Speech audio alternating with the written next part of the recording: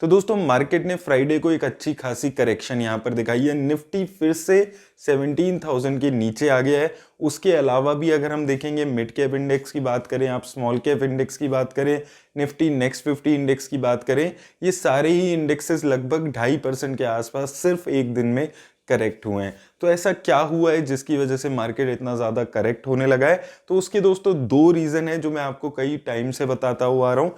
पहला रीजन है दोस्तों इंटरेस्ट रेट हाइक का फियर। तो यहाँ पर तीन नई डेवलपमेंट हुई है जो इसमें मैं आपको बात करूंगा। अभी वेडनेसडे को यूएस की फेड की मीटिंग हुई थी जिसमें उन्होंने ये डिसाइड किया कि जो अभी वो बॉन्ड टेपरिंग कर रहे थे उसको वो थोड़ा और तेजी से करेंगे और मार्च 2022 के आसपास उम्मीद कर रहे हैं कि हो सकता है पहला इंटरेस्ट रेट हाइक यहाँ पर यूएस फेड की तरफ से हमें देखने को मिल जाए।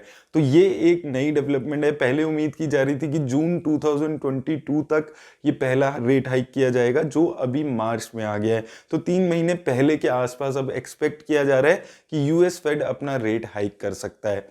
उसके अलावा बैंक ऑफ इंग्लैंड ने अभी कल ही अपना रेट इंटरेस्ट रेट जो है वो हाइक किया है। तो उसका इम्पैक्ट भी यहाँ पर आ रहा है। एक फियर आने लगी है कि जब इंग्लैंड ने यहाँ पर अपना इंटरेस्ट रेट हाइक कर दिया है, काफ़ी सारी और कंट्रीज़ ने भी इंटरेस्ट रेट धीरे धीरे हाइक कर दिया है, तो हो सकता है इंडिया में भी आने वाले टाइम में इंटरेस्ट रेट हाइक आपको देखने को मिले। और उसके बाद अगर हम इंडिया की बात करते हैं तो अगर आपको पता हो एसबीआई ने अभी अपने इंटरेस्ट रेट को थोड़ा सा बढ़ाया है। 10 बेसिस पॉइंट्स उसने अपना इंटरेस्ट रेट बढ़ाया है। तो इसको भी एज अ इंडिकेटर मार्केट ले रही है कि हो सकता है आने वाले टाइम में इंडिया भी अपने इंटरेस्ट रेट बढ़ा सकती है, क्योंकि एसबीआई जैसा बैंक अगर इंटरेस्ट रेट बढ़ा रहा है तो हो सकता है आने वाले टाइम में इंटरेस्ट रेट बढ़ सकते हैं। और ये चीज़ दोस्तों मैं आपको 2-3 महीने पहले से ही बोल रहा हूँ कि जैसे जैसे 2022 आने लगेगा वहाँ पर हो सकता है कि इंटरेस्ट रेट हाइक हो और मार्केट उसको फैक्टर इन करके यहाँ पर चल रही है और धीरे धीरे लिक्विडिटी भी यहाँ पर मार्केट में कम होती आपको देखने को मिलेगी। दूसरा रीजन जो मैं आपको डेली कोशिश कर रहा हूं बताने की वो है एफआईआईज की सेलिंग। बहुत ही ज़्यादा सेलिंग पिछले 3 महीने में देखने को मिल रही है, क्योंकि इंडिया की जो मार्केट थी वो बहुत ओवर वैल्यूड हो गई थी। 50-60% की रिटर्न दोस्तों अगर एक साल में आपको स्टॉक मार्केट में देखने को मिलेगी तो जो लोग बहुत ज़्यादा पैसा इन्वेस्ट कर रहे हैं वो अपने प्रॉफिट बुक करके निकलेंगे। अगर आप सिर्फ 3 महीने में पिछले देखेंगे तो एफआईआईज ने 90,000 करोड़ से ज़्यादा की सेलिंग की है इंडिया की मार्केट में और अभी भी ये सेलिंग रुकी नहीं है। डेली आप अगर यहाँ पर देखेंगे डेली सेलिंग हो रही है।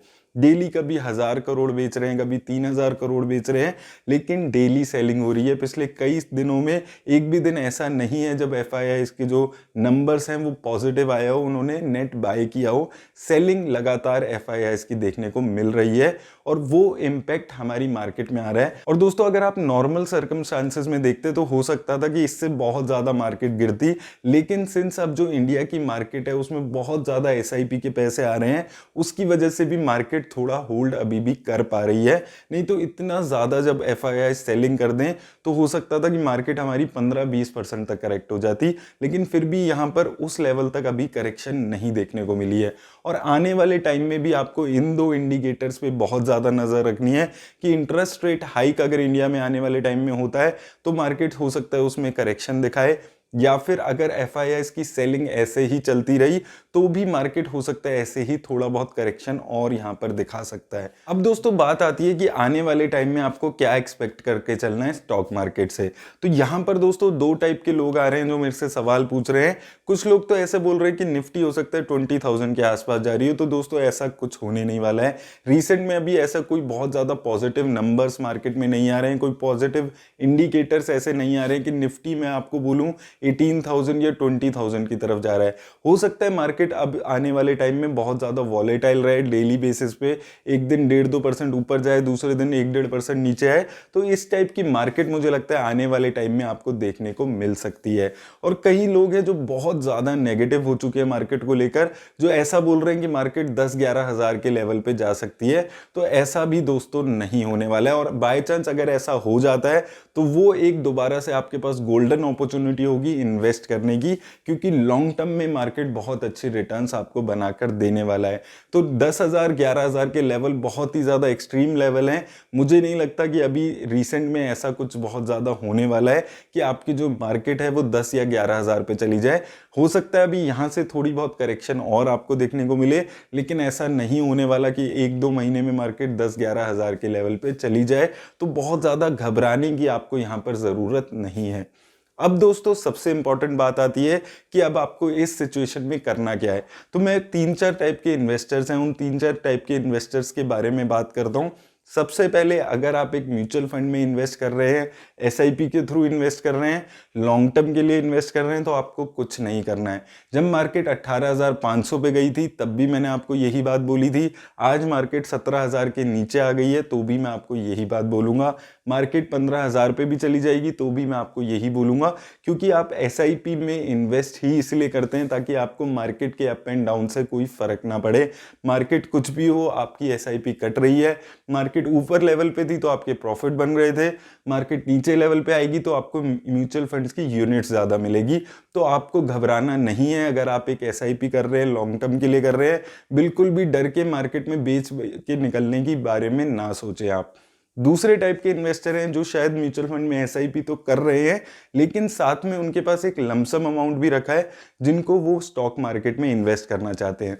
तो दोस्तों आज से 10-12 दिन पहले भी मार्केट 17,000 के नीचे गई थी, तब भी मैंने आपको बोला था कि जो भी आपके पास लमसम है उसका आप 10-15% मार्केट में लगा दीजिए। तो अगर आपने उस टाइम नहीं लगाया था, आप मिस कर गए थे, तो अभी भी मैं आपको वही बोलूँगा, 10-12% के आसपास पैसा अगर आपके पास कुछ लमसम रखा है तो ये अच्छा टाइम है जो आप मार्केट में लगा दीजिए। अगर आप अभी भी वेट कर रहे हैं कि हो सकता है मार्केट 10,000 जाए, 11,000 जाए, तो दोस्तों मार्केट का बॉटम कोई भी प्रिडिक्ट नहीं कर सकता है। तो आपको स्टैगर्ड वे में इन्वेस्टमेंट करनी बहुत ज़रूरी हो जाती है। मार्केट अभी भी 8-9% करेक्ट हो चुकी है, तो अगर आपने पहले इन्वेस्ट नहीं किया था तो आप अपने पास जो भी आपका लमसम लगाने वाला पैसा है आप 10-15% यहाँ पर लगा सकते हैं।